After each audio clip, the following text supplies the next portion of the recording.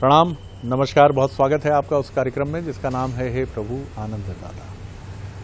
इस कार्यक्रम को लेकर आप अपने विचार और सुझाव लगातार भेज रहे हैं। आगे भी ये क्रम जारी रहे। हमारा व्हाट्सएप नंबर है 7000969440, जो आपकी स्क्रीन के निचले हिस्से पर निरंतर डिस्प्ले हो रहा है, दिखाया जा रहा है। आज हम पुराणगत और पौराणिक इतिहास से जुड़े हुए कुछ ऐसे चरित्रों को लेकर, दो प्रमुख चरित्रों को लेकर चर्चा के लिए आपके सामने प्रस्तुत हैं, जिनके बारे में अपेक्षाकृत बहुत अधिक जानकारी तो मैं नहीं कहूँगा लोगों को नहीं है। नाम अधिकांश लोगों ने सुना हो, मैंने भी सुना है। थोड़ी बहुत उससे आगे की बातें भी मुझे स्मरण है, लेकिन उसके भीतर का जो सार है, उसके भीतर का जो तत्व है, उससे हम पूरी तरह परिचित नहीं हैं। तो जो यम नचिकेता संवाद की प्रणाली है, बहुत अद्भुत प्रणाली है, और जो कठोपनिषद में जिनकी रुचि है, जिन्होंने पढ़ा है, वो जानते हैं यम नचिकेता संवाद कितना अद्भुत है। और ये अष्टावक्र और जनक का संवाद जो है, ये भी सिक्के का दूसरा पहलू है, और ये भी बहुत ही रुचिकर और बहुत सारे गूढ़, संसारगत, अतीन्द्रिय और संसार से परे विषयों को जानने समझने में बहुत ही मदद करने वाला, उस पर बहुत प्रकाश डालने वाला विषय है। लेकिन सबसे जो महत्वपूर्ण बात है और जिसकी जिज्ञासा भी आपके हमारे मन में होती है कि आखिर अष्टावक्र नाम कैसा है। हालांकि पौराणिक संदर्भों के नाम निश्चित रूप से भिन्न होते ही हैं। किसी युग के नाम और उसके बाद के युग के नाम और उससे पहले के युग के नामों में साम्य ढूंढना संभव नहीं है। लेकिन अष्टावक्र जाहिर तौर पर संस्कृत का एक शब्द है। क्या 8 जगह से जिसका शरीर विकृत हो, उसके लिए ये शब्द प्रयुक्त हुआ है। और जिस तरह से हम स्टीफन हॉकिंस जैसे वैज्ञानिकों को देखते हैं कि प्रतिभा आपकी शारीरिक निशक्तता की मोहताज नहीं होती है, तो क्या अष्टावक्र भी उसी के एक प्रतिनिधि के रूप में सामने आते हैं। और वो भी ये बताते हैं कि शरीर जरूर 8 जगह से टेढ़ा मेढ़ा हो सकता है, लेकिन आत्मा और ज्ञान का प्रकाश तो उतना ही धवल और स्वच्छ है जितना किसी राजप्रसाद पर आसीन राजा के वैभव और उसकी सुंदरता के जैसा है। और कुछ क्षणों में हम भूल भी जाते हैं जब ज्ञान का प्रकाश हमें आलोकित करता है। अक्सर मैं ये बात कहता हूँ कि लता मंगेशकर और ऐश्वर्या राय में आपको कौन सुंदर लगता है। मेरे कुछ मित्रों ने बड़ा सुंदर जवाब दिया कि हमने जब से लता जी को सुना है, अब तो वो दिवंगत है, उनकी आत्मा स्वर्गलोक में अवश्य होगी, वो ये कहते हैं कि हमें तो लता जी ही सुंदर लगती हैं, कि जिनकी आवाज़ इतनी मधुर है, जो हमें मधुरता के अनन्य लोक में ले जाती है। तो उनकी सुंदरता तो डिवाइन है, उनकी सुंदरता अद्भुत है, ईश्वरीय है, इस लोक से परे की सुंदरता है। अब देखिए कितने सुंदर शब्द। आज इसी पर हम समझेंगे अपने विद्वान वक्ता से कि अष्टावक्र और जनक, इनके बीच का जो संवाद है, ये संवाद किस तरह का है और किस तरह से चीज़ों को ये आगे बढ़ाता है। हमारे साथ हैं भगवत गीता के अध्येता, मानस मर्मज्ञ प्रोफेसर डॉक्टर सुरेंद्र बिहारी गोस्वामी। प्रणाम। आज आपने हे प्रभु आनंददाता के दर्शकों के लिए पुराणगत ऐसे ऋषि का नाम ले लिया है जिनके जीवन दर्शन में अति विचित्रता है, जीवन में अति विचित्रता है और दर्शन सहज है। अष्टावक्र और जनक के मध्य संवाद से एक गेयता उत्पन्न हुई। जहां ब्रह्म गेय होता है उसे गीता कहते हैं। जहां ब्रह्म संभाषण करते हैं, ब्रह्म की उत्पत्ति पर चर्चा होती है, जीवन दर्शन शामिल होता है। तो जैसे कृष्ण ने अर्जुन को गीता सुनाई थी, उन्हीं तत्वों की मीमांसा करते हुए अष्टावक्र ने जनक जी से जो कुछ बात कही, उनके मध्य जो प्रश्नोत्तर हुआ, वो अष्टावक्री गीता कहलाता है। वो वेदांत है, वेदों का सार है, वो उपनिषद की श्रेणी में आने वाला ग्रंथ है और उसे यदि एक जिज्ञासु पढ़े तो उसके जीवन में बड़ी तृप्ति का भाव उत्पन्न हो जाएगा। अष्टावक्र जैसा आपने कहा, उनके नाम से बड़ा स्पष्ट है कि जिनके 8 अंग टेढ़े हों, वक्र हों, टेढ़े मेढ़े हों। मेरे मन में भी ये जिज्ञासा हुई थी, तब पिताश्री ने मुझे महाभारत पढ़ने की सलाह दी थी। महाभारत के वन पर्व के 132 और 33 अध्याय में अष्टावक्र की जीवनी दी है, जनक के साथ उनके संवाद दिए हैं, जो बड़े लोमहर्षक ही नहीं, बड़े प्रेरक हैं। आपने श्वेताश्वेत उपनिषद में और उपनिषद के अन्य अंगों में आपने उद्दालक ऋषि का नाम सुना होगा। उद्दालक ऋषि के एक प्रतापी पुत्र हुए हैं श्वेत केतु, जिन्होंने पंचकोशी यात्राएं की है। श्वेत केतु अष्टावक्र के मामा हैं। उद्दालक ऋषि की पुत्री है सुजाता, अत्यंत विदुषी विद्वान। उद्दालक ऋषि के शिष्य रहे हैं कहोड़ ऋषि। ऋषि कहोड़ बड़े उत्कट विद्वान और तपस्वी थे। उनकी सेवा से गुरु प्रसन्न हुए, उनको ब्रह्म ज्ञान प्रदान किया और ब्रह्म ज्ञान के साथ ही अपनी विदुषी पुत्री सुजाता ब्याह दी। इन दोनों के यहां ही अष्टावक्र का प्रकाट्य हुआ।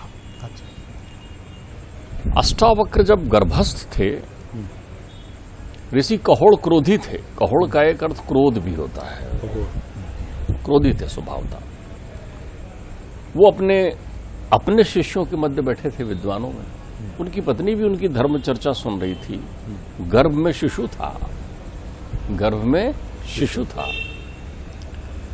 वो कोई बात वेदों की सुना रहे थे, ऋचाओं का उच्चारण कर रहे थे, तो गर्भस्थ शिशु बोला।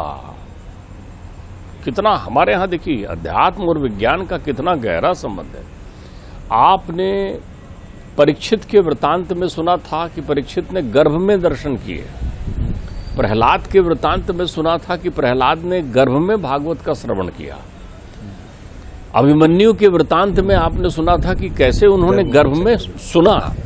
बोलने का उदाहरण भी हमारे यहाँ है। गर्भ से शिशु ने कहा, उन्होंने कहा, हे पिताजी, आप रात भर वेदों का पठन पाठन और अभ्यास करते हैं, तब भी आपका उच्चारण ऋचाओं के संदर्भ में अशुद्ध है। ऋषि कहोड़ को क्रोध आ गया। उन्होंने कहा, अभी तो जन्म भी नहीं लिया है, गर्भस्थ है, और इतना जो है बात को बतंगड़ बना रहा है और इतनी टूट फूट की बातें कर रहा है। तू तो निश्चित ही बहुत चंचल है। बोले, जा, तेरे 8 अंग टेढ़े हो जाएं, क्योंकि तू टेढ़ी मेढ़ी बात कर रहा है। अष्टावक्र वो शिशु थे जिनको पिता ने उनके गर्भ में ही श्राप दे दिया था। जब सुजाता का गर्भ 10वें महीने में प्रवेश किया तो उन्होंने अपने पति से कहा कि कुछ धन की व्यवस्था कर लीजिए, मुझे पीड़ा बहुत है। तो ये गर्भ का प्रसव में जो है आने वाले खर्चों की प्रतिपूर्ति कैसे होगी? तो ऋषि कहोड़ जो है जनक के दरबार में गए। उस समय जनक के दरबार में एक विद्वान बंदी था। बंदी कहते हैं जो बंदी जन जिनके लिए कहा जाता है, उनमें बंदियों में एक श्रेष्ठ बंदी था। वो इतना वेद वेदांत में निपुण था कि उनकी निपुणता को देखकर जनक ने ये घोषणा कर रखी थी कि जो भी विप्र चाहे इससे शास्त्रार्थ कर ले, लेकिन शास्त्रार्थ करने के बाद उसकी शर्त ये थी बंदी की कि जो श्रेष्ठ विप्र वेदज्ञ मुझसे हार जाएगा उसे मैं जल में डुबो दूंगा, समुद्र में। तो ये पहुंचते हैं वहां शास्त्रार्थ करने के लिए कहोड़ जी, और उस बंदी से पराजित हो जाते हैं। बंदी उन्हें समुद्र में डुबो देता है। उद्दालक ऋषि को जब ये बात मालूम चलती है तो वो अपनी बेटी से कहते हैं, देख बेटी, तेरे गर्भस्थ शिशु का जब जन्म हो जाए तो कभी उसे ये बात नहीं बताना कि उसके पिता के साथ क्या हुआ था। अब वो पुत्र 8 अंग टेढ़े लेकर आता है और नाना उसका लालन पालन करते हैं, मामा के साथ खेलता है।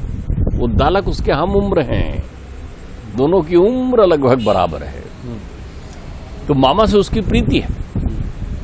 एक दिन वो उद्दालक के गोद में बैठे हैं तो मामा अवस्था 12 साल की हो गई। इतना तेज है, वेद वेदांत में दोनों इतने निपुण हैं कि संपूर्ण भूधरा पर उनके विद्वता की चर्चा होने लगी। तो आते हैं श्वेत केतु और हाथ पकड़कर खींचकर रोते हुए अष्टावक्र को अपने पिता की गोद से हटा देते हैं। ये तेरे पिता थोड़ी हैं, मेरे पिता हैं। ध्यान रखिए कितनी ये व्यवस्थाएं कितनी बार कहां कहां उत्पन्न हुई और उसके परिणाम कितने सुंदर आए। वो अपनी माँ सुजाता के पास जाते हैं, उनसे कहते हैं माँ मेरे पिता कौन थे, कहाँ हैं।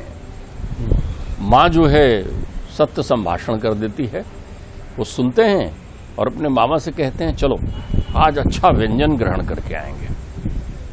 और वो जो हैं अपने मामा को लेकर राजा जनक के यहाँ चल रहे यज्ञ में भाग लेने जाते हैं। अष्टावक्र, उनके 8 अंग टेढ़े हैं, घिसट के चल रहे हैं, 12 वर्ष की अवस्था है, बालक हैं। तो जब वो जनक के दरबार की ओर बढ़ते हैं तो संयोगवश द्वार पर ही जनक से भेंट हो जाती है। संयोगवश, जैसे रास्ते में चले जा रहे हैं और अचानक मालूम चले तो राजा आ गए, वैसे ही जनक सामने आ जाते हैं। सामने आ जाते हैं तो उनको जनक के जो राज सेवक होते हैं वो कहते हैं हटो यहाँ से, रास्ता खाली करो। बड़ी सुंदर बात कही उन्होंने। आज वर्तमान तथ्य में उसकी बड़ी भूमिका है, इस तथ्य को समझिए। ज्ञान यहां से शुरू होता है। अष्टावक्र की गीता और गीता यहां से प्रारंभ होती है, आप समझिए। वो कहते हैं अंधस्य पंथा बधिरस्य पंथा, जिसकी आंख ना हो उसको रास्ता दे दीजिए, जो बधिर हो उसको रास्ता दे दीजिए। स्त्री पंथा, अगर स्त्री आ रही हो कहीं से तो रास्ते से हट जाइए, उसको रास्ता दे दीजिए। और भार वाहने पंथा, जो जिसने भार ढो रखा हो, वजन लेकर चल रहा है, उसको रास्ता दीजिए। फिर वो कहते हैं राज्ञा पंथा, राजा आ रहा हो तो उसको रास्ता दो, राजा आ रहा है। समत्त ये हो, लेकिन ध्यान रखिए समत्त ये हो ब्राह्मणस्य एव पंथा। अगर रास्ते में ज्ञानी जन, विप्र जन, साधु जन आ जाएं तो इन सब से हटकर उसको रास्ता दीजिए, क्योंकि वो ज्ञान पथ का प्रतीक है। ज्ञानी गुणवान व्यक्ति निकल रहा हो तो उसको जरूर आवश्यक रूप से रास्ता दीजिए। तो बोले मैं ब्रह्म ज्ञान से निपुण हूं राजन, क्या विचार है तुम्हारा। तो राजन कहते हैं अग्नि छोटी हो या बड़ी हो, अग्नि तो अग्नि है, ज्ञान अग्नि है, आपको जहां जाना है वहां जाइए। द्वारपाल रोकता है, आप कहाँ चले। बोले भाई मैं तो यहाँ जा रहा हूँ वो बंदी से मिलने के लिए, वो विद्वान बंदी के साथ उनकी बातें सुनने, उनसे चर्चा करने। वो कहते हैं आप बालक हैं, नहीं जा सकते, यहाँ तो केवल वृद्ध और अनुभवी लोगों को प्रवेश मिलता है। तो वो एक श्रेष्ठतम बात कहते हैं। अष्टावक्र हैं 12 वर्ष के, वो कहते हैं जिनके बाल सफेद हो गए हों केवल वही बुजुर्ग नहीं है। हमारे यहाँ लोग कहते हैं धूप में बाल नहीं सफेद किए हैं, ये तो वो बड़ी गहरी बात है सर। कि जिनके केश सफेद हैं आप उनको ही वृद्ध मत कहिए, वृद्ध उसको कहिए जिसने वेद और ब्रह्म को जान लिया है, वो वृद्ध है, वो अनुभवी है। इसलिए आप हमारी अवस्था नहीं देखो, ज्ञानी की अवस्था नहीं होती कभी, ज्ञानी की अवस्था नहीं, ज्ञानी हमेशा वृद्ध होता है। इसलिए तो आप देखिए साधु संतों के पास जाते हैं तो उम्र के भाव नहीं रखते, हम उनको प्रणाम ही करते हैं, क्यों, ज्ञानी जन है। व्यास जी पहुंचते हैं सुखदेव जी के पास तो प्रणाम ही करते हैं, क्यों, ज्ञान है उनके पास, जिन्होंने ब्रह्म जाने थे ब्रह्मणा।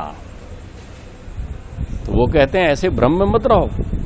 तो वो कहते हैं मैं तुम्हें दूर से उनके पास तक पहुंचा दूंगा ताकि तुम्हारी आवाज पहुंच सके। तब वो वहां राजन से अपनी बात कहते हैं। उन्हें देखकर राजन उनकी बातों से प्रभावित होकर उनके ज्ञान धन और चर्चा को सुनकर उनको आमंत्रित करते हैं कि आप आइए। बोले कहाँ है वो आपका बंदी जन। और जब वो बैठते हैं अपने आसन पर तो बैठने से वो गिर जाते हैं, क्योंकि उनके 8 अंग टेढ़े हैं, टेढ़े मेढ़े हैं ना। सारे लोग हंसने लगते हैं, तब वो सावधान करते हैं। जब सब अपना हंसना बंद कर देते हैं तब अष्टावक्र हंसते हैं। तो राजा जनक पूछते हैं कि महाराज इन सब का हंसना तो मुझे मालूम है, आप कैसे हंसे। बोले हे विदेह राज जनक, इस भूधरा पर श्रेष्ठ राजा तू ही है, इसलिए मैं तेरे दरबार में आया हूं, क्योंकि तू विदेह है, देह रखते हुए भी विदेह की तरह अपने धर्म का निर्धारण कर रहा है। तेरे अंतर्चित्त में निर्मल मन है। तो इस उद्देश्य से आया था कि तेरे दरबारी कैसे होंगे। सबकी चर्म दृष्टि है, वो हाथ पैर से देख रहे हैं, वो लोगों का रूप देख रहे हैं, यहाँ तो स्वरूप का चिंतन ही नहीं हो रहा है। बंदी प्रकट होते हैं, उनको बड़ा अभिमान है। बंदी के साथ शास्त्रार्थ होता है उनका।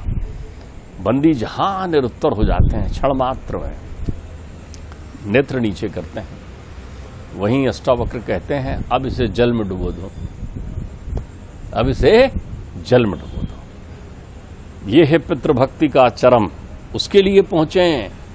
लेकिन बंदी तब वहां अपना प्रकाट करता है। बंदी कहता है कि मैं वरुण का पुत्र हूं, मेरे यहाँ मेरे पिता भी वहां वरुण लोक में 12 साल चलने वाले अनवरत यज्ञ कर रहे हैं। उनकी बड़ी इच्छा थी कि मैं यहाँ के श्रेष्ठतम विप्रों को वहां भेजूं, जिनके वो दर्शन कर सकें, जिनके सानिध्य में यज्ञ संपन्न हो सके। तो मैंने यहाँ से जो जो श्रेष्ठ ब्रह्मज्ञानी थे उन सबको परास्त करके पिता के पास भेजा है। वो सब जीवित हैं और उनके कहने मात्र से जितने भी विप्र जो हैं जल में समाये हुए होते हैं वो सब प्रकट हो जाते हैं दैदिप्यमान। कहोड़ अपने पिता को लेकर आते हैं अपनी माँ के पास और स्वेच्छा से बंदी समुद्र में प्रवेश करते हैं वरुण लोक में जाने के लिए। तो जब वो अपने पिता को लेकर माँ के पास आते हैं तो पिता खुश हो जाते हैं। वो कहते हैं मैंने ठीक सुना था, ऐसा नहीं है, अभिमानी के यहाँ भी सम्मानी हो जाता है, वाह, अहंकारी के यहाँ भी निराभिमानी हो जाता है, दरिद्र के यहाँ भी धनी का जन्म हो सकता है। बोले ये परमात्मा की अलौकिक कृपा है कि मेरे यहाँ ऐसा दिव्य पुत्र प्राप्त हुआ है। वो उसे समंगा नदी में स्नान करने के लिए कहते हैं कि समंगा नदी में स्नान करो। और जैसे ही वो समंगा नदी में स्नान करते हैं वैसे ही उनके 8 अंग सीधे हो जाते हैं, लेकिन नाम हमेशा अष्टावक्र ही रहता है। तो अष्टावक्र जी अपने उम्र के 12 वर्ष तक 8 अंग टेढ़े लेकर भ्रमण करते रहे। ये वही हैं जिन्होंने प्रत्येक प्राणियों के सार्थक प्रश्नों का उत्तर जनक के माध्यम से दिया है। ये वही हैं जो जनक को कहते हैं, जब जनक पूछते हैं कि क्या बात है मनुष्य के जीवन में नाना प्रकार के दुख हमेशा बने रहते हैं, इसका मूल कारण क्या है, तो वो कहते हैं अष्टावक्र गीता में, अहम कर्तृत्व अहम मानम महाकृष्णा हिदम सुता। वही काल व्याल मुख ग्रास त्रास निर्णास हेतवे। मनुष्य जो है उसको एक तक्षक रूपी नाग ने डस रखा है। वो किसका नाग है? अहंकार का। अहम करते तो मैं करता हूं, अहम मानम महाकृष्णा आहिदम सुता। मां काले नाग ने जो है डस रखा है। तो बोले इसमें समाधान कैसा करें, इस भाव को कैसे विस्मृत करें? तो वो कहते हैं ना हम करते तो विश्वास अमृत पित्वा सुखी भवेत। मैं नहीं करता, मैं तो माध्यम हूं, करता कोई और है। इस विश्वास अमृत का पान कर। वो जनक को समझाते हैं, वो कहते हैं कि यदि तुम अपने जीवन में चित्ती विश्राम का सुख चाहते हो तो अपने शरीर से बाहर निकलकर शरीर का दर्शन करो। कर्म करते हुए अपने कर्म को स्वयं देखो। जैसे रात के सपने में बाहर निकलकर लौकिक भौतिक क्षेत्रों का भ्रमण करते हो ना, वैसे ही रात में तुम्हें जब सपने आने लगे कि तुम्हें अपने कृत्यों का चिंतन होने लगे तो तुम्हें फिर मिलेगा विश्राम, तुम्हें फिर मिलेगी शांति, तुम्हारे जीवन में आएगा आनंद। हम कहाँ करते हैं? वो वही विधा बताते हैं कि स्वयं को देखने की विधा क्या है, बहिरंग ना होकर अंतरंग हो जाएंगे। चारों तरफ अंधेरा और कालिख नजर आएगा। हमारे मूल रूप से प्रत्येक प्राणी के 8 अंग टेढ़े हैं। आंख भी तो टेढ़ी है, नाक भी तो टेढ़ी है, खुशबू क्या लेते हैं हम, रसना भी तो टेढ़ी है, श्रवण शक्ति भी तो टेढ़ा है, स्पर्श भी टेढ़ा है। माता पिता का स्पर्श कब होता है हमारे पास में, सेवा का स्पर्श कब होता है हमारे पास में, कर्म हमारे कब सीधे हुए हैं, सब टेढ़े हैं। तो प्रत्येक वो प्राणी टेढ़ा है जो बहिरंग की दुनिया में रंगा हुआ है। तो अष्टावक्र हैं तो 8 अंगों से टेढ़े वहां, लेकिन हमारी अष्ट इंद्रियों को सीधा होने का वृतांत बताते हैं और उस वृतांत को हम अष्टावक्र गीता कहते हैं। बहुत सुंदर दृष्टांत है। और बार बार गोस्वामी जी की एक ही बात मेरे मन में कौंध रही है कि वृद्ध वही नहीं है जिसके बाल सफेद हैं, और युवा भी वो नहीं है जो अपने बाल काले ही किए रहते हैं। इन दोनों में साम्य मत ढूंढिए, क्योंकि जिसको दुनिया की खबर बहुत कम उम्र में हो गई है वो चुप हो जाता है, वो प्रतिक्रिया देना बंद कर देता है। और जिसको नहीं पता है वो चीखता रहता है, उन्माद से भरा रहता है, इनको क्या पता, उनको क्या पता, मेरे पीछे पड़े हैं, मुझसे चिढ़ते हैं, जलते हैं, कुड़ते हैं। गोस्वामी जी की बात पर बरसों पहले मेरी भी बालपन की अवस्था होगी, लेकिन वो टिप्पणी ऐसी थी कि मुझे याद रह गई। धर्मयुग के वैभव का समय रहा था, वो एक बड़ी हिंदी की सुप्रतिष्ठित पत्रिका रही है। उसमें जयप्रकाश नारायण जी, पता नहीं युवा पीढ़ी कितना जानती होगी, लेकिन जिन्होंने युवा आंदोलन की इस देश में नींव रखी, उनका जब जन्म हुआ तो उनका पूरा शरीर और हाव भाव काफ़ी हद तक अष्टावक्र जी की तरह टेढ़े मेढ़े अंग नहीं थे, लेकिन चेहरे की शांति, भाव भंगिमा किसी वृद्ध की तरह थी। तो संस्मरणात्मक लेख में एक संपन्न परिवार से रहे जयप्रकाश नारायण, जिनके नेतृत्व में 77 में पर्दे के पीछे, कभी वो सामने नहीं आए, सत्ता लिप्सा उनमें कभी नहीं थी। पहली बार ताकतवर लीडरशिप कांग्रेस की, उनको सत्ता से हटाने के बाद जनता पार्टी की सरकार बनी। उनके समृद्ध घर की जो घरेलू सेविका थी, उसने भोजपुरी में टिप्पणी की, ईत जैसन बूढ़ी लड़िका हुवन। ये तो जैसे कोई बूढ़ा लड़का है, हे भगवान, ईत जैसे बूढ़ी लड़िका हुवन।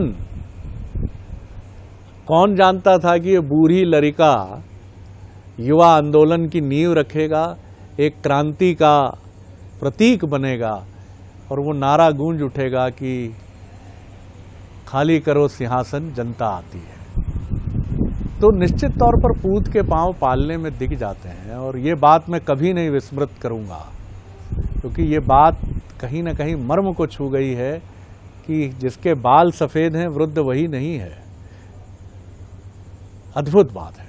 अगले एपिसोड में एक और रुचिकर विषय लेकर उपस्थित होंगे। प्रणाम कर रहा हूं सर, अनुमति दीजिए। नमस्कार।